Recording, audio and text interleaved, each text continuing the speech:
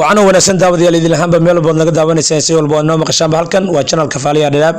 وعلى بعد كده وتامر بيحنا ورئيسية برنامج قصي سدح الحرق قحوتي كاكوما يجود هم بورك كسر على عالم كأما دعوين كعالم أي مدة وقدا وتاني شانل كفالية دلاب شانل أنت بدن لوجو حرين هي ذلك يجي بدأ انتبه وعدكم هسنتي داوشة الشانل كفالية رداب وحنا نقعسيا إن سبسكرايب لايك يشيء انتبه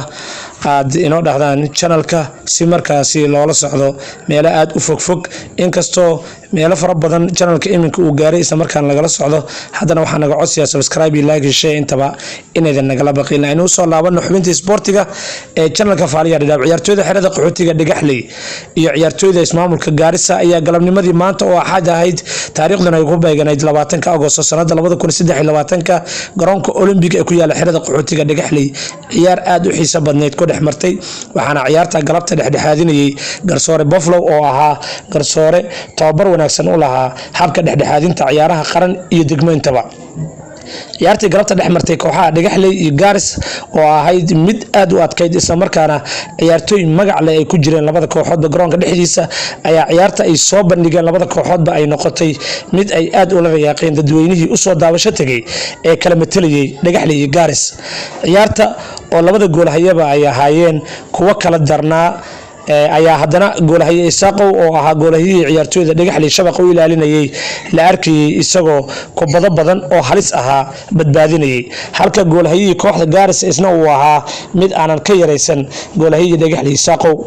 qaybtii hore ciyaartana waxaa lagu kala nastay barbaro eber qaybtii dambe markii isku soo laabtayna labada kooxood wax gool la maysan kala dhalinin ciyaartana waxay ku soo gabagabowday bareejo eber markii uu garsoore Buffalo ciyaarta dhameeyay oo uu seeriga ka dhawaajiyay ayaa hal mar waxa ku soo wada xormay qaar kamid ah ciyaartooyda dhagaxley iyo Garis kuwaasi oo rabay in ciyaartu ay sii socoto oo ayan dhamaan maadaama ciyaartu ay bareejo ahayd kooxda Garisna meel fog ay ka yimaadeen ayna wanaagsanayd in labada kooxoodba dhagaxley iyo Garis ay mid uun marka ay badiso waa sida ay channel Kafaaliya Dadaab u sheegeen qaar kamid ah ciyaartooydii galabta garoonka Olympic ku wada ciyaarayay ee dhagaxley iyo Garis ka kala socday dhanka kalena maruu u waramay channel Kafaaliya Dadaab gudoomiyaha guud sportiga xirada qaxootiga dhagaxley Dr. Maxamed Xuur waxa uu sheegay in soo dhaweyn ballaaran oo dhinac walba leh ay u sameeyeen ciyaartooydii ka socotay Garis maadaama ay marti u ahaayeen dhanka kalena ciyaaryahan Ayuub oo ahaa ciyaaryahan marka u dhaxeeya dhagaxley iyo Garis isla markaana hore uga mid ahaa ciyaartooydii koobka u qaaday kooxda Atlantic ee xirada qaxootiga dhagaxley ayaa haddana galabta u saftay ciyaartooyda kooxda Garis oo u ciyaarayay mar uu u waramay channel Kafaaliya Dadaab qaybtiisa sportiga wuxuu amaan ballaaran u jeediyay baahda sportiga dhagaxley oo uu gudoomiye u yahay Dr. Maxamed Xuur iyo gudoomiyaha guud dhalinyarada dhagaxley Abshir Qorane Daacad kuwa oo xil weyn iska saaray qabsoomida ciyaartii galabta oo ahad ahayd garoonka Olympic ee ku dhexmartay labada kooxood ee dhagaxley iyo ka socday Garis koox ka socday Garis iyadoo galabta ciyaartu ay ahayd mid la qabanayay aalada kubadda caalamka laga ciyaaro ee waxa loo yaqaan offside-ka walow ciyaartooyda labada kooxoodba ay ahaayeen kuwa aad u faansanaa ciyaarista offside-ka waxa calaamadayaasha garoonka ahaa Mow iyo sidoo kale macallimu halka tababaraha ciyaartooyda dhagaxleyna uu ahaa ee tababare Axmed Bile ninka nagu naanayso ee dhuuso ciyaarta labada kooxoodba oo ay soo bandhigeen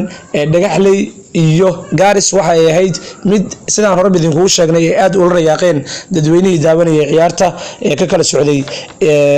dhagaxley iyo Garis haddana labada kooxood wax gool ah iskama aysan dhalin ciyaartoodina bareejo ay ku soo gabagabowday guntii iyo gunaanadkii ciyaartooyda kooxda kubadda cagta ee Garis waxay aad u soo jeediyeen amaba amaan ballaaran ay u soo jeediyeen guddiga sportiga xirada qaxootiga dhagaxley iyagoona sheegay in ciyaar daawashadeedu ay sidaan ay tahay inaysan weligood arkin maadaama Garis ay sheegeen in ciyaarta aan aad looga xiiseen isla markaana daawadayaal aad u tiro badan aysan garoonka imaanin waxay sheegeen dhagaxley inay kaga duwantay siyaabo kala duwan garoonka ay yiraahdeen aad baa loo soo camirayaa oo dad aad u taageera ciyaaraha daawashadooda ayaad arkaysaa runtii waxay sheegeen in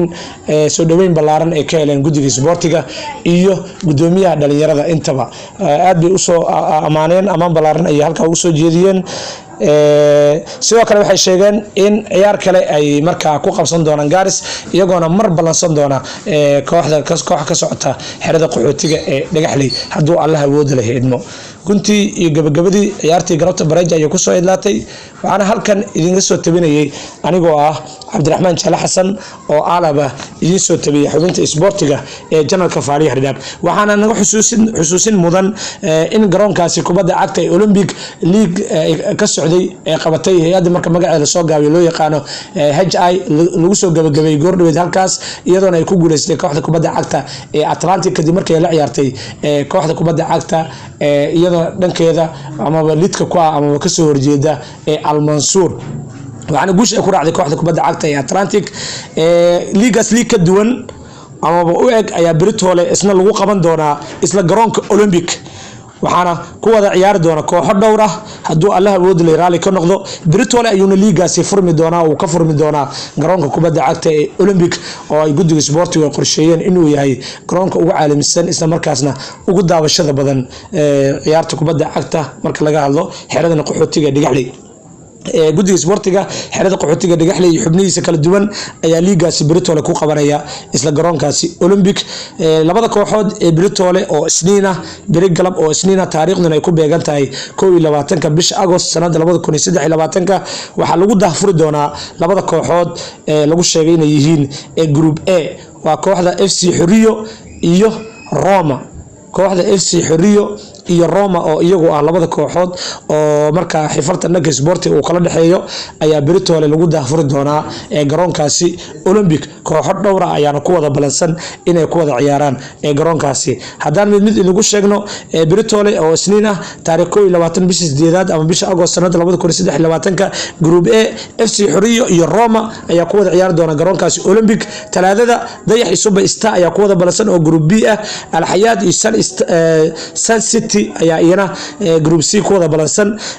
FC United iyo Celta Vigo oo group D ka tirsan way wada ciyaarayaan Celtic Espanyol oo group A iyana ku jirtana way ciyaarayaan Volcano iyo Baghdad ayaa iyana group B ku jira oo wada balansan Milan All Star way balansan group C ka tirsan yihiin Zise iyo Ajax iyagana group D ay ku jiraan way wada ciyaarayaan halka Kazo iyo Barcona iyagana ciyaar culus ay ku dhaxmar doonto isla garoonkaasi Olympic Danja iyo Nyanyana group B ay ka tirsan yihiin way wada ciyaarayaan City Paris iyaguna fooda ay isdar doonaan SYL iyo FC United way balansan yihiin FC Xuriyo Espanyol iyagana ciyaar ay dhaxmar doonta Dayax Volcano way wada balansan yihiin Al Hayat All Star iyana way wada ciyaar doonaan Celta Vigo Cese iyana way wada ciyaar doonaan Roma iyo Cazo ayaa wada balansan Super Star Danjo ayagana way wada ciyaar doonaan Paris iyo Milano kulan derby ayaa u dhaxeeya Ajax SYL way wada balansan yihiin Celtic iyo Barco fooda ay isdar doonaan Yaani iyo Baghdad way wada kulmi doonaan Al Hayat iyo Milano ciyaar kula ay dhaxmar doonta FC United Zese ciyaar aad u daran ah ayagana ay wada leeyihiin FC Xuriyo Cazo ciyaar aad lagu sugayo ay ku wada ciyaar doonaan garoonkaasi Olympic Dayax iyo Danja iyagana way wada balansan yihiin Barco Espanyol fooda ay isdar doonaan Volcano iyo Nyanyo iyagana way wada balansan All Star City ayaa iyana garoonkaasi ku wada ciyaar doona Ajax iyo Celta Vigo ciyaar ayaa dhaxmar doonta Celtic iyo Roma iyaguna sidoo kale way wada ciyaar doonaan Baghdad iyo Super Star ayaa ah kulanka ugu dambeeya iyana la wada ciyaar doono waxa xusid mudan